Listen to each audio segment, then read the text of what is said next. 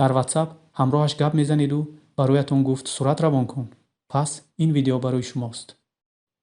салом тамошобинони азиз, хушомадед ба канали мо.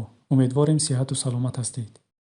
имрӯз мехоҳем барои шумо дар WhatsApp як омӯзиши бисёр ҳам аҷоиб ва даркориро ёд диҳем. ҳар рӯз бисёре аз мо ба ин мушкилот дучор мешавем ва намехоҳем ҳамин корро.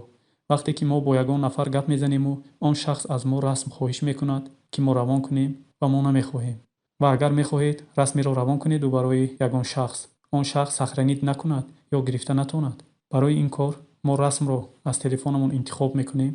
баъди интихоб кардан дар рӯи ин аломат чӣ хеле мебинед, як бор зер мекунем. баъди интихоби ин аломат ин расм як бор дида мешавад. тамом. он шахс бори дуюм на дида метавонад, на дар телефонаш гирифта. дӯстони азиз, умедворам омӯзиши имрӯзаи мо ба шумо каме ҳам бошад фаҳмо ва даркорӣ буд.